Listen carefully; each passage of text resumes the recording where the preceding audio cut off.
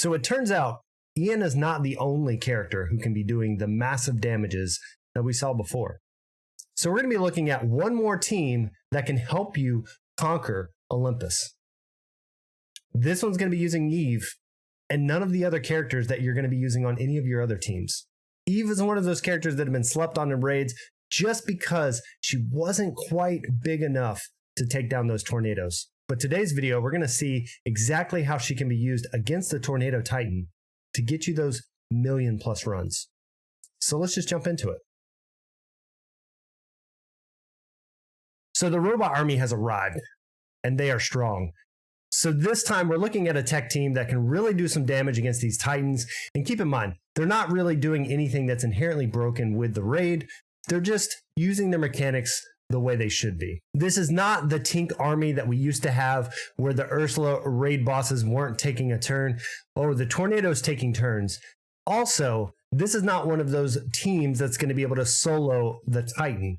Yes, they can do a lot of damage, but at some point they stop doing damage and you get to lock in the score that you have. Another thing to note is, looking at the score, you have a T9 Eve. You've got some Delta runes being used on Eve as well. So don't expect to see this big of numbers when you're running the team. So we're going to be looking at a team that's a T8 Eve, because I know there's a lot of people out there that don't have T9. They don't have the deltas to invest. So we're going to take it down just one step. So looking at a more realistic team, a T8 Eve with everyone else around that same stats, we're seeing more of a 500,000 all the way up to 900,000 run.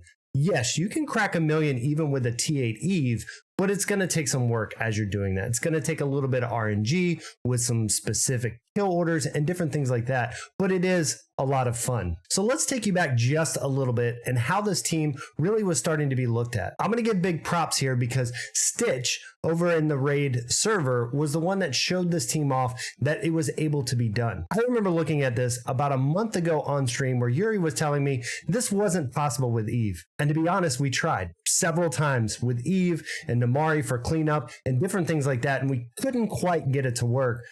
But what I found out was there's a few pieces that were missing to the whole team. And again, big props to Stitch for finding those. So we're going to be doing a deep dive on the team. I'm going to go through each character so you guys can understand what's happening in their kit, why they're used on this team, but also keep in mind this is a fairly new team. So it will go through some changes as we understand how good the team is and maybe some other characters that we can plug and play. What I find really important about this team is most of the characters used on this team aren't used anywhere else. So you're not going to have to take apart other teams to make this work like we've been seeing with very prominent characters like Frollo and Wendy having to be used on multiple teams. So let's just jump into the team. All right, so taking a look at the team, we always want to start with our damage dealer, our payoff character in the team, and that is, of course, Eve. Eve really only has two abilities that really matter on her kit for this particular run. And if we take a look at our basic, it's just all about doing the damage. So any of the ones that say that you're going to be able to do extra damage, so level 3, that is really where you want to hit to really boost up your Eve. So the other thing that's really important about our basic is that last line. So when an opponent loses stealth, that's not the important one, or is summoned, you're going to be able to perform this ability. So every time one of the mini tornadoes is created, Eve is going to attack. The other ability that's really important is the first passive. So this first passive has a line that says, on tech teammate dealing a critical strike, Eve will have 40% chance to assist with our lasing cannon ability. So again, every time another Eve or every time a Gizmo or a hero attack and hit a crit, you're going to have Eve assisting. And we already know what happens in these raids is whenever there's a debuff out there, we're going to get an automatic crit. So this happens a lot. And this is where we're going to start to stack up that damage, especially when we get the whole robot army out there and take down these tornadoes. So next up, we need to look at our leadership. And when it comes to tech, there's usually always two leaderships you look at. One is hero and one is Gizmo. But if you guys know about the damage leaderboard that just happened, Gizmo is really where that's going to be at. So when we open up Gizmo, the only two skills you really care about, because he's not going to be around too long, are going to be his leadership and then his first special. So his first special, it's okay. But early on, you're going to be able to get the taunt out and you're going to be able to give magic back to whoever's near him. and another tech teammate. So I like to just use this so I can make sure that the magic goes back and then he can continue to do his thing. The other thing that's nice about Gizmo is his leadership. So his leadership is going to add crit chance, and it's also going to add shield every time a character crits. So now we can start to build some protection around our characters, because every time they crit, which is going to be very often, they're going to start to build up their own shield so that they can survive longer as well. So realistically, on this skill, you want to make sure that you at least have level 2. Again, level 3 is nice because you get to add more crit chance, but it's not 100% needed. It's just going to really help in the long run. Next up on the list is Hero. So again, Hero is always one of those mainstays when it comes to the tech team, and you've noticed in this particular raid, unlike the Ursula raid, Hero's kind of fallen out of favor. Back in the Ursula raid, we used Hero everywhere with Calhoun in order to create all those evasions, all those shields, but here in the Titans, those really don't matter too much. The good thing, though, in this team is Hero can give evades to the entire team, because most of the entire team is tech. So we're going to be adding shields, we're going to be giving evades. And when it comes to these tornadoes, they hit very hard. So to have a couple evades stacked up, you're going to be able to survive a couple more turns than you normally would. Really, the most important one is going to be the micro barrier. Just make sure you have your shields up. And after that, it's going to be the upgrades. Upgrades are just nice because you can go ahead and throw a turn over to whoever you need that to be on. Lastly for this team is Gogo. Now, I think Gogo is one of the characters that we can move in and out of this team as we try to figure out what the best combo is, but Gogo is pretty good for taking out a line of tornadoes. Zero resistance is pretty good because you're going to be able to hit all opponents 2 times. Her crit levels are going to be pretty high so that you can get some Eve assist on those mini tornadoes, and you're going to be able to put defense down. So again, putting defense down on all the mini tornadoes is going to help, because now when Eve hits them, she's automatically going to crit, and if you have extra Eve shadows, they're also going to assist. So this is really what you want to do with Gogo and save her kind of for the second line of tornadoes, which we'll see in a little bit. So that brings us to the Summoners Chosen. And again, when it comes to Summoners Chosen, you're going to have different ones for each of your teams. We already know the best 2 Summoners Chosen against tornadoes are Oogie Boogie and Queen of Hearts. Both of these characters are great when it comes to this team because each of them have an AoE to kill all of the tornadoes in one hit. And this is really what you want to do the first set of tornadoes so that you can guarantee some time to set up your Eve. So when we use this, it depends on which one you want to use based on your other teams. Now, Queen of Hearts has a little bit of a bonus here because she can create cards, and as the cards die, you're going to charge your spells. So that is always a good benefit there. Once you get up to a T9 Eve, I don't think it's as important. I think you can use a character like Oogie and really just use your Queen of Hearts over with your villains team or some other team that you're using. Oogie's really good because he has the ability to slow as well. So realistically, either of these are going to be a great choice. And it's just going to determine what your other characters or what your other teams are and which one that you want to use with this team. Personally, I'm going to be using Oogie on my teams going forward because my Eve will be T9 pretty soon. But currently, most of the runs we're seeing have Queen of Hearts as their Sorcerer's Chosen. So lastly, with our teams, we have to talk about the spells. So which 2 spells are we going to use with this team? And they're pretty obvious. In this rate, there are really no other spells that you want to use with this team in order to get it working, so you will have to work that out with the other teams that you have as well. So the first one we're going to be talking about is Peter's Shadow. Peter's Shadow is one of the spells you must use. In order to make this work, there needs to be multiple Eves. One Eve cannot take down a tornado. So what you need to do is have 2, 3, 4 different Eves on the field, and as you do this, each tornado that spawns will be killed by the different shadows. So when it comes to this spell, you really want to make sure that you have level 3.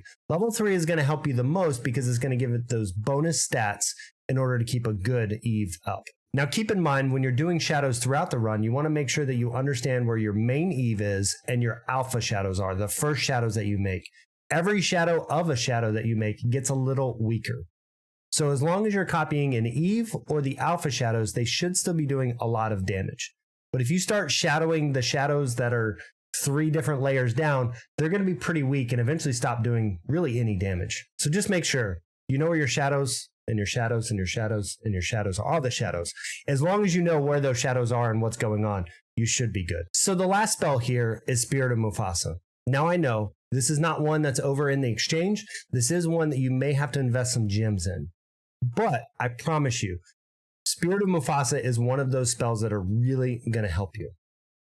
So you're going to be able to put Spirit of Mufasa on Eve to give offense up. And if you have level 2, it's going to be 2 turns worth of offense up, which is really, really good. So every time you shadow an Eve with offense up, the shadow gets offense up. Keep in mind, every time you shadow any character, whatever buffs they have, they will retain. So shield, evades, offense up, crits, whatever that is, will move over to those shadows. And this is where you can really start to stack that damage by shadowing the best Eve that you have on the field. So now that we've broken down each character in the team itself, let's jump to a recorded video of a run and really break down what's going on in the run.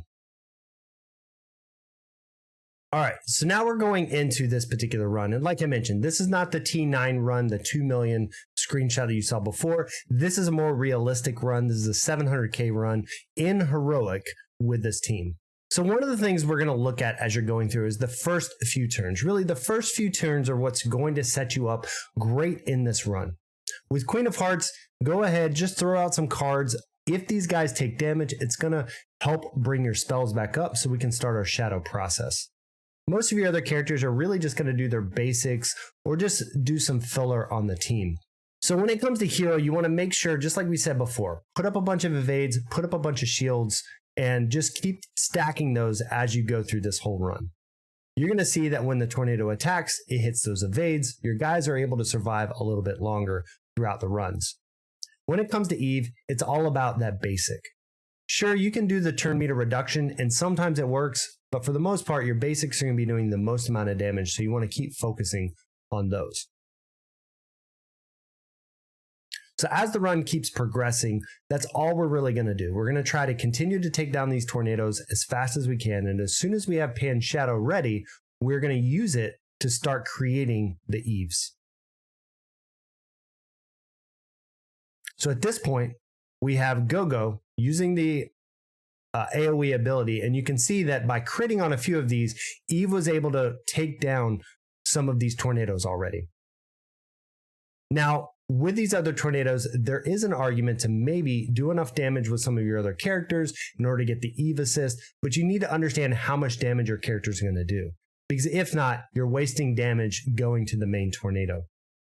The other good thing, again, is about those evades. So what you're going to see is when the tornado finally does take a turn and uses those tornadoes against you, those evades are going to save some of your characters. Again, the cards don't matter. If they die, they're just going to be helping. And at this point, Queen of Hearts has already done her job. She took out the first set of tornadoes. So now we have Shadow up, and we need to start looking at when is the best time to put Shadow out. And realistically, it's when you have your shields up, your evades up, and that offense up on Eve. So we can see now we have 2 Eves out there with offense up. Now, I mentioned this before. This team is going to be very RNG heavy, and it's going to come down to who the tornado insta-kills first. Again, you want Eve to survive as long as possible, but you can see that we're already starting to see the damage from the assist on Eve and the summons. We only took 1 tornado down that time, but as we continue to make shadows, we're going to be able to take those tornadoes down over and over again. So this is the part of the run, just like we've seen in some other teams on previous runs, it starts to become a routine. You're wanting to do the same thing over and over, creating your shadows of Eve. So at this point, we have 4 Eves out there. They have offense up. The tornadoes are coming down, and we're able just to knock them down as they spawn.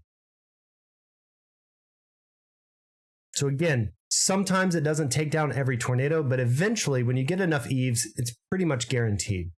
So what you could see there is to just clean off that last one, we take one of our other Eves, we hit it with its basic, and then you get your main Eve assisting. And again, your main Eve is going to do a lot more damage than the shadows. So hit it with the shadow first, let the main Eve be the one that's assisting and taking it down, clearing them out. So as you clear these out, you're just going to get those one-off attacks on your Eve, and having those evades is really going to help. And that's really how the team works. Once you get it going, as we can see here, it's just going to continue to, take down each of the tornadoes as they're spawned and just start to rack up the damage. So now we're about 10 more minutes into the run.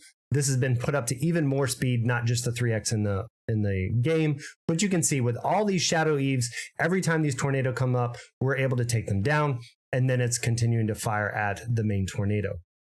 Those evades are really helping because every time the tornadoes are thrown, we're seeing them hit those evades and not kill our shadows. But you can start to see that the shadows went from doing 10,000 damage, now they're doing about 2,000 damage. So as you continue with this, eventually your shadows are going to start to do less and less damage because of the way that you're copying them. So keep that in mind as you continue with the run. Now, this is not completely infinite, right? We can continue to make shadows, but eventually these shadows are going to start to not do any damage, like we're seeing right here with the 1 damage. And then eventually the tornado is going to be able to start to kill them, especially when you don't have the evades on the different shadows and things like that. And so with that being said, you can see that the tornado is starting to get to the point of taking down the eaves. The different twisters are actually hitting our shadows and taking them down. So we've got the insta defeats coming out, the tornadoes attacking, and we're starting to, again, just to lock in that damage. So in this particular run, we're over 700K. So again, better than most of the teams out there, and really not using any other team or any other character that we may need on a different team. So you saw the team breakdown, you saw some of the runs and how to actually perform this, even in Heroic. So make sure below you leave a comment and let me know what team do you want to look at next, or what Titan is giving you the most trouble. And if you want to see more content like this live, make sure to check out the Twitch. We stream over there on Monday nights and Wednesday nights, starting around 8 p.m. Eastern. So until next time, guys, y'all take it easy.